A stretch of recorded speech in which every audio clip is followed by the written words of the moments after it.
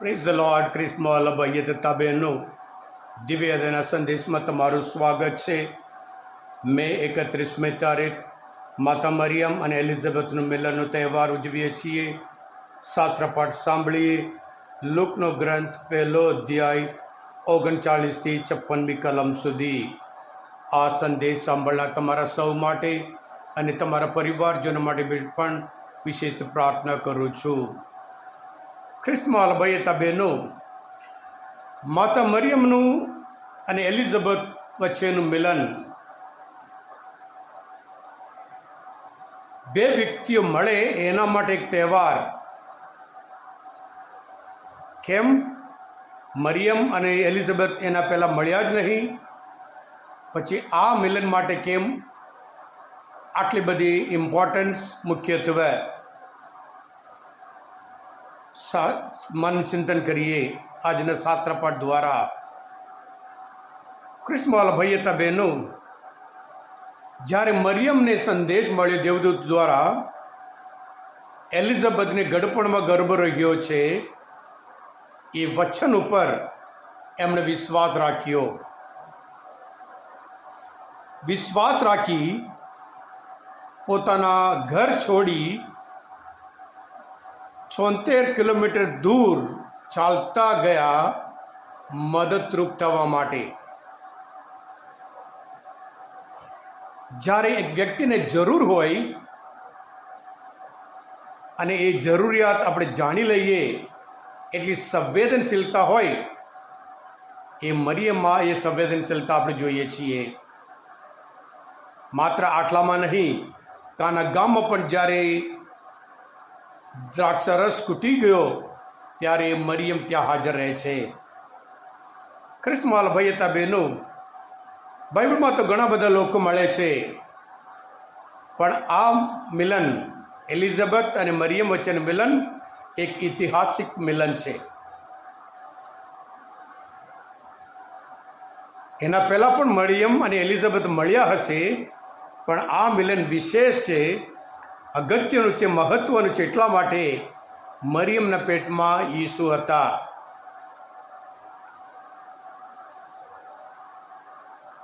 એ ગર્ભવતી સ્ત્રી બીજાને મદદરૂપ થવા જાય છે. 76 કિલોમીટર ત્યાં મુસાફરી કરી ત્યાં જાય છે. વડા ધર્મગુરુ ફ્રાન્સિસ કહે છે, જ્યાં જ્યાં મદદની જરૂર હોય, જ્યારે વ્યક્તિઓ બીજાને મદદરૂપ થતા નથી, મદદ કરવા તૈયાર નથી, એ ક્રિશ્ચિયન નથી. આર્ચબિશપ ફુલટન શીન કહે છે, મરિયમ અને એલિઝાબેથનું મિલન એ જૂના કરાર અને નવા કરાર વચ્ચેનું એક મિલન કહેવાય છે. જૂના કરારના છેલ્લો પૈગંબર સ્નાનસ્કારક યોહાન અને નવો કરાર એ પ્રભુ ઈસુથી શરૂ થાય છે. જ્યારે મરિયમ ત્યાં પહોંચ્યા, વંદન કરે, અને ત્યારે એલિઝાબેથના જીવનમાં આનંદ, એલિઝાબેથના પેટમાંના જે બાળક છે એનામાં પણ આનંદ. મરિયમની હાજરી દ્વારા બીજાના જીવનમાં આનંદ લાવે છે. અને એલિઝાબેથ પવિત્ર આત્માથી સબર બનીને મોટે સાદે બોલી ઉઠે છે, સૌ સ્ત્રીઓમાં તું ધન્ય છે, ધન્ય છે કે મારા પ્રભુની માતા મને મળવા આવી. પવિત્ર આત્મા એને જણાવે છે. મરિયમ હજુ પોતે કહ્યું નહીં, એ ગર્ભવતી છે. આ ખ્રિસ્તમાં ભાઈએ બહેનો, આ ઐતિહાસિક મિલન વિશે મનન ચિંતન કરતાં આપણે પણ બીજા જ્યારે જરૂર હોય એને મદદરૂપ થઈએ. આપણું સ્થાન છોડી ત્યાગ કરીએ, જેથી કરી બીજાના જીવનમાં આપણે આનંદ લાવી શકીએ. આ તહેવાર એટલા માટે છે, જ્યારે પ્રભુ ઈસુ આપણી સાથે હોય ત્યાં આનંદ અને આનંદ હોય છે.